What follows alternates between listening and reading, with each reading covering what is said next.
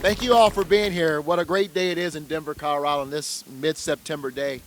Let me thank the other members of City Council who are here. We're going to hear from Councilwoman Kniech in just a moment. But I want to recognize Councilman Chris Hines and Councilwoman Jamie Torres, who is here today. Are there other members of council? I just want to make sure I don't miss anyone. Councilman Flynn and Councilwoman Stacy Gilmore. Thank you all for being here. Will you all join me in thanking our City Council partners who are here with us today? And I want to thank State Representative Jesse Danielson, who is here. Did I say it right? That's right. All right, I want to make sure. Who is here, who sponsored this legislation that we are moving to act under at the state legislature last year, and we appreciate her leadership. Let me just jump right into this. Several years ago, and I know it was at least 3.5, 4 years ago, because he was still Vice President of the United States, Vice President Joe Biden and I had a private conversation. And that moment, during that conversation, he said something to me that stuck in my craw. He looked at me and he said, you know, Mayor, the greatest threat to our nation and the sovereignty and the liberties of this great nation of ours is 4 decades of wage stagnation. And until we as a nation figure out how to settle and deal with that issue, to bring up the wages of the workers of this nation, we're going to continue to have these spontaneous disruptions in our communities. That conversation left an indelible mark on me. And in further conversations with members of my family, I am blessed to be the uncle of 23 nieces and nephews. 23. Some of them are just a couple years behind me, but we'll talk about that later. I'm the youngest of 10. You figure it out. But most of them are budding young professionals, starting their careers. And I have many conversations with them about the fact that the wages that they're working under continue to create moments and opportunities of challenge for them in order to find a decent place to live and to be able to afford it without being overburdened. And that's why it's important to me to support raising the minimum wage at the ballot box here in Denver, Colorado. It's important to me and my team to explore how we could make progress on this here in Denver, Colorado, and to meet the needs of our workers, to make sure that we hear their stories and we're able to support them. The beauty of what Representative Danielson did for us and the state legislature did was that it gave us the power here at the local level to enact minimum wage increases based on the needs and the demands of our local economy. For decades, wages and incomes have been falling behind other rising costs. That means more and more families haven't been able to keep up. That is what wage stagnation does. It's a national challenge that has met pain and a lack of opportunity for too many people for too long. Our workers here in Denver deserve a raise that is long overdue.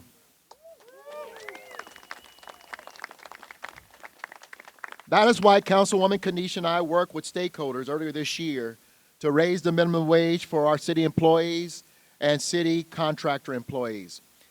That is why we both supported the Community Coalition and the state legislature's work this past session to let local governments in Colorado set a more appropriate minimum wage for our own communities. And that is why today, Councilwoman Kanesha and I are proposing to pass an ordinance this year to raise the citywide minimum wage starting on January 1, concurrent with the effective date of the new state law.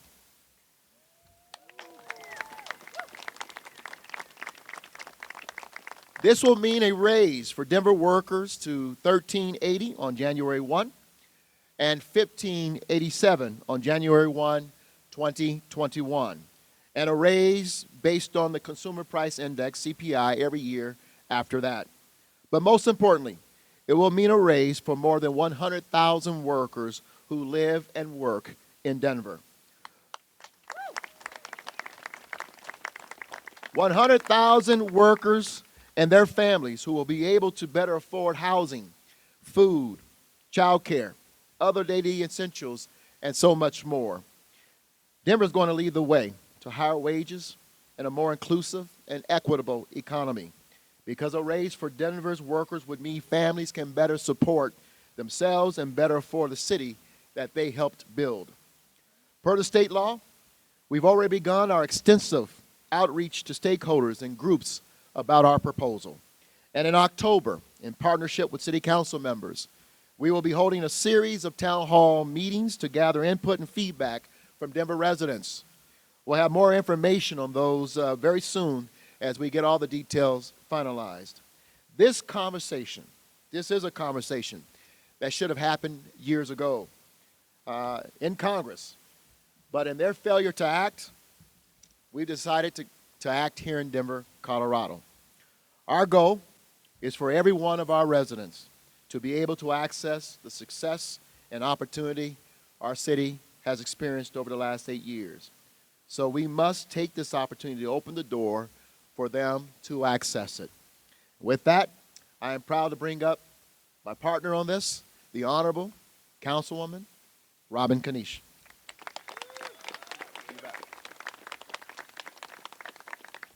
Good morning. I'm about as excited to be here on these sunny steps as I was the last time we were for our swearing in. I think it was about a year ago, Mayor, that we were in a meeting with Professor Richard Florida and civic and business leaders, and we had a tough topic. We were talking about how huge segments of our community were being left out of Denver's prosperity, and why Denver can't be the city we want to be if we don't find a way to tackle income inequality. And that was the first inkling I had that maybe the next partnership between our offices was born, that wages would be the next thing we worked on. And here we are, a year later, with our second minimum wage proposal, first for those who served our city, and today for the entire city. I first want to take a minute and acknowledge the community leaders behind us. Who here helped to work with the legislature to change this law? All right, let's give them a hand. These two buildings face each other, but what we have in common is the need to listen to our communities about our needs. And they worked with legislators like sponsor Jesse Danielson, our Denver delegation, and all of the others who voted to give local communities like Denver the opportunity to address our local needs and tackle this challenge. So like the mayor, this issue is personal for me. I was raised in a blue-collar family, and my parents in their construction and factory worker union wages were what made the difference between working hard to make ends meet, but not living in abject poverty, right? We used a little unemployment to fill in the gaps in between, but it was those good wages that ensured I had a roof over my head and food on the table. And I want to acknowledge the many families in our city today who are stuck in poverty, even though they're working jobs just as hard as the ones my parents worked. And even though they're not working just one job, but two. That's why we're here today. So raising the minimum wage is about reversing structural inequality, but it is also personal. As a country, we are facing the 400th anniversary this year of the beginning of slavery. And we are seeing an unprecedented backlash against our immigrant, refugee, and Latino residents who've lived in this country longer than some of us. And we know that there are vestiges of racial inequality in the wages that many people of color in our city earn. Take a moment to absorb this. Nearly 2/3 of those who'd get a raise by the time we reached 1587 in our city would be people of color. Nearly 2/3 of those who would get a raise under this proposal, people of color. So a wage increase is racial justice in action. And it's personal for African Americans and for Latinos who will have a better chance of staying in their community. Here's another fact. More than 30% of all of the women working in this city, more than 30% of all the women working in this city would get a raise by 2021 under our proposal. A wage increase is gender equity in action. And it's personal. It's personal for a single mom who might get to spend a little more time with her kid because of this. But raising the minimum wage, whether it's structural or whether it's personal, isn't just about making ends meet. A review of the research demonstrates that the greater the economic security, it improves health outcomes. Raising the minimum wage is associated with reduced depression, reduced suicide rates, higher improved maternal and infant outcomes, and it even increases access to medical care. Get this, not because of the insurance, but because the worker can afford to take the time off work to go to the doctor. If you raise the minimum wage in our city, if we raise the minimum wage in our city in partnership with my colleagues on the council, we will be improving the health of our residents. So, yeah. Thank you. So while we're on research, I want to say a word about the questions we know are going to come next. We're going to talk about the structural and personal impacts on businesses in our economy. On the personal level, I want to speak to the businesses large and small in our city. We honor you. You are important to our community, and we know that this proposal may involve hard changes for some of you. Not for all of you. Many businesses in our community are already paying wages higher than those we've proposed, most in fact. But we know for those of you who will have to give your employees raises that this can be hard. I hope we can be partners in thinking through those costs, but also in helping you think through the benefits.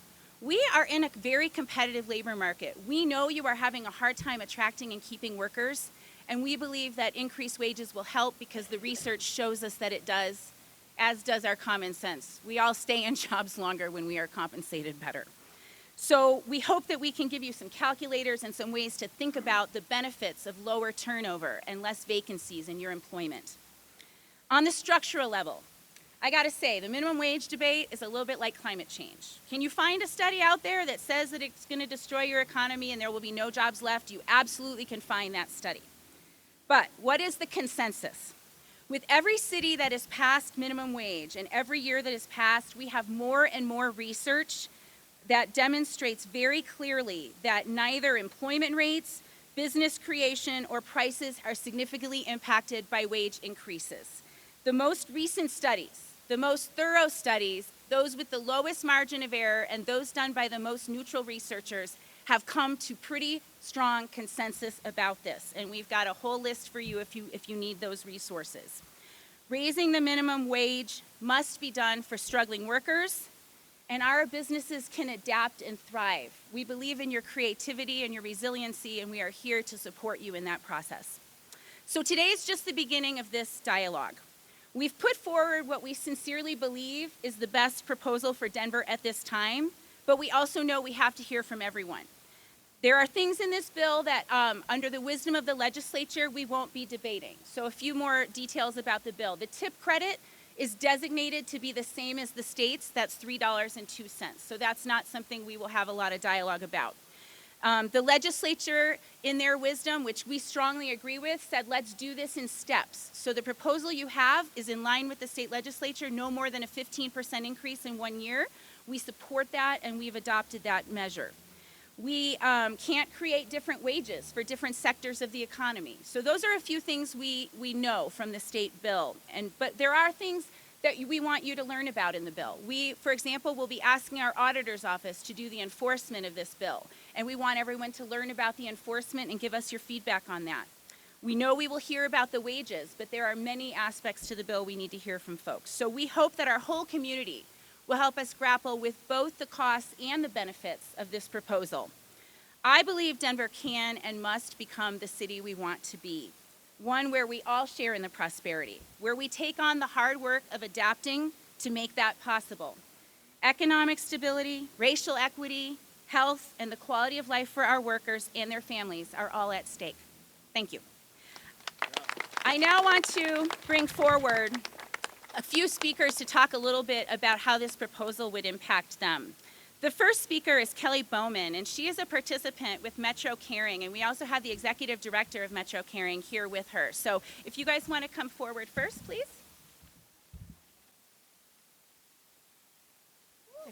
My name is Kelly Bowman. I've been a member of the Metro Caring community for a vast amount of years, and I strongly support the increase in minimum wage for several reasons. It doesn't just affect me, but my peers as well. I currently hold a minimum wage job for $11.10 an hour. My coworkers and I love going to work. We love what we do. we contribute to the community, and yet we still cannot take advantage of everything in our community. I can't afford things like nutritious food, dental floss, toothpaste, extra health care for my allergies. We don't make enough to afford housing. Most of us live in shelters, are homeless, or live in subsidized housing. I frequent Metro Caring. I cannot afford RTD because of the increase in their transportation. We need a higher minimum wage, and in fact, we need a living wage. So we must continue to fight for this, for Colorado as a whole. Thank you.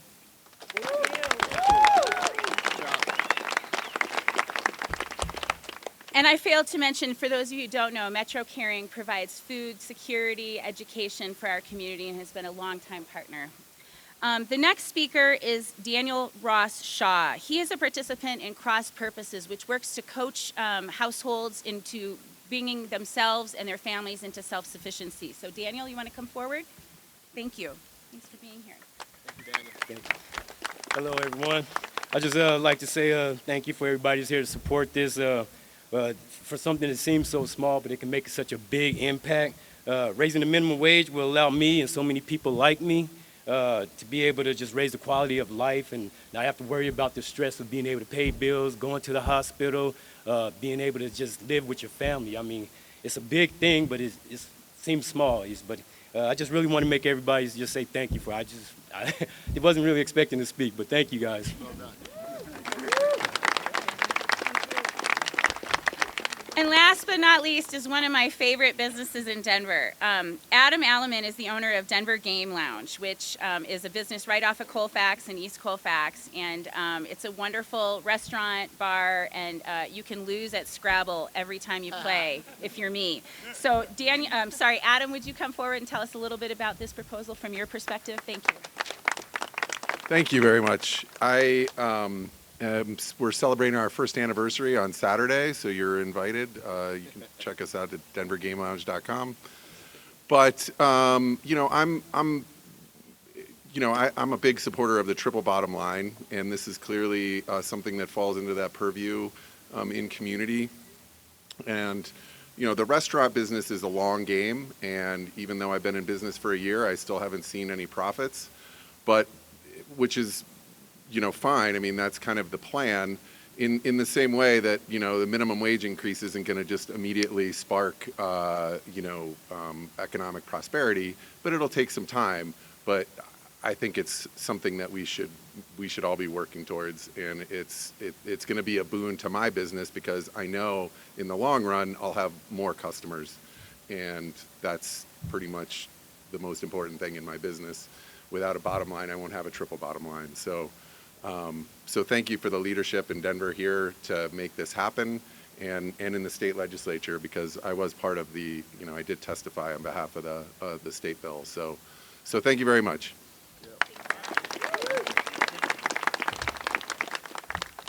I want to thank all of you for being here, and thank you, Councilwoman Kniech. I know she's not slated to speak, but we've got to have our state representative who had the courage to bring this bill. I know you're not prepared. Come up here. You're elected. You got to come here. Let's say a few words on why you brought this bill forward. Okay.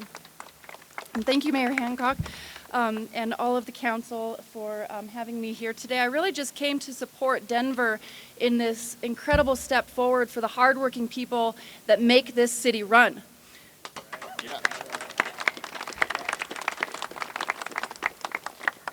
They're taking a very, very important first step and leading the way that I hope the rest of the cities and counties across Colorado will follow suit. Raising the minimum wage is a very simple way to help workers meet the basic needs, whether it's housing, childcare, education, putting a roof over your head. They work hard. It's time that we do right by them and let the community decide what the basic minimum wage should be for the workers who run that community. And that is why I brought the bill. That's why I partnered with Denver and a number of other forward-thinking local communities to get this thing on the books and allow the local communities to decide what's right for the hardworking people in their local community. And I will just briefly say to the folks behind me and to all of those who came to participate at the legislature, you made all the difference. I see a bunch of really hardworking folks that took time out of their day to come down and tell us why the minimum wage wasn't working the way that it was. And so we needed their perspective. Business leaders from all across the state came to tell us why their best practices, meaning raising the minimum wage a little bit higher, is doable for Colorado businesses and will help the economy as a whole. So again, for those organizations and individuals that helped us alongside Denver and other cities and counties across the state, my gratitude as well. Thank you very much and have a great day. Thank you, Representative. As we close to open it up, let me again simply say this. As a city, when you think about what has made Denver so successful, is it really boils down to our willingness to tackle the tough conversations. It may make us all uncomfortable, and no doubt that this one will be one of those conversations. But when you really get down to it, it reminds me of a conversation I had with a gentleman on the 16th Street Mall one day. When he walked up to me and said, "Mayor, I understand this economy is booming, but what about those of us who are not able, have not been brought along? When does the leadership of the city stand up and say, today we stand for them?" And that's what this conversation is going to be about. Tough conversation, not easy, but one in which we as a city will say we're standing up for the workers who help build this great city that we're so proud to call home. So thank you all for being here. Let's open up for Q&A.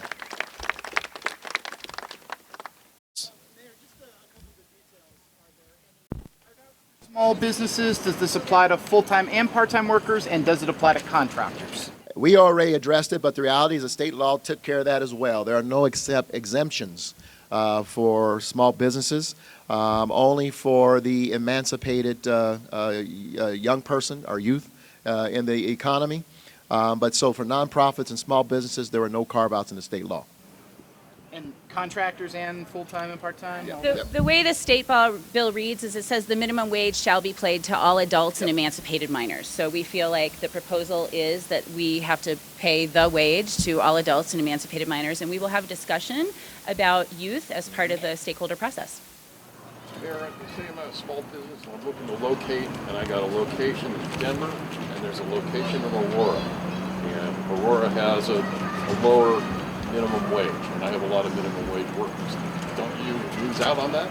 You know, the reality is I don't think so, because at some point in this very tight labor market, Aurora's going to have to join, because those same employees are going to want to come to Denver because of better pay and a city that has shown the empathy to say we believe that you deserve a right to be able to live in a city, to live in the metro region, to afford decent housing.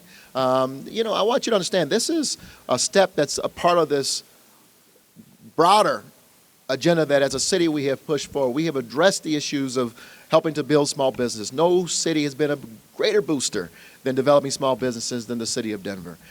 We've moved forward boldly to address affordable housing. There aren't very many cities who've come up to where Denver is. You can count them on a number of hands who've committed hundreds of millions of dollars on the affordable housing side.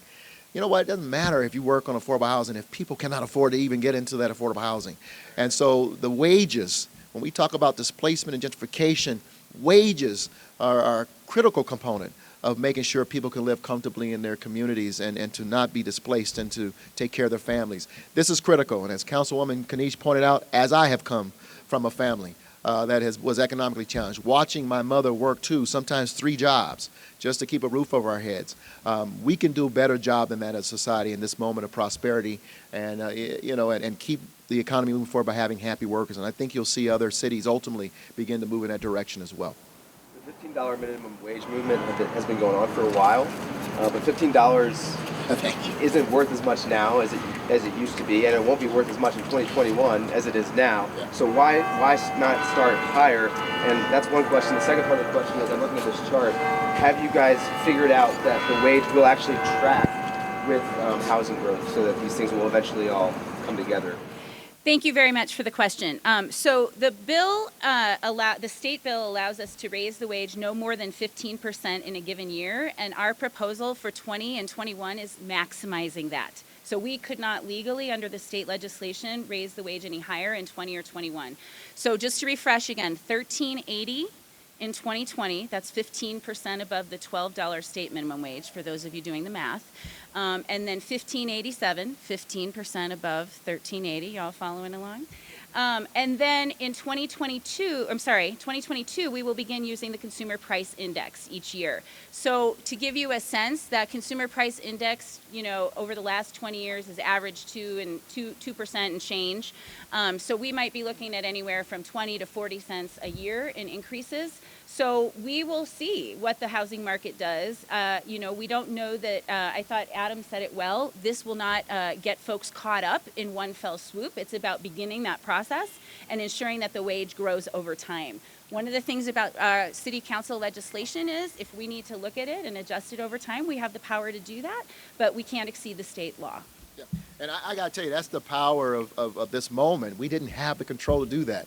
And that's why what Representative Danielson did and the legislature did for municipalities is to remain competitive, and the ability to adjust is necessary. Let me also acknowledge the fact that we also built into this effort a tracking mechanism to understand so that we can evaluate and analyze the impact of our increasing the minimum wage, and we'll do that on an ongoing basis. And so I want to acknowledge the partnership with the City Center with the University of Colorado Denver. Norbert Chavez was here.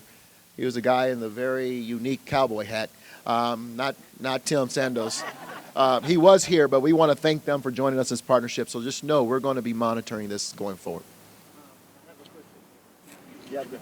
First of You have all, a press card? First of all, I would like to appreciate. Why don't you the come down so they city can hear you? council. Yeah, thank you.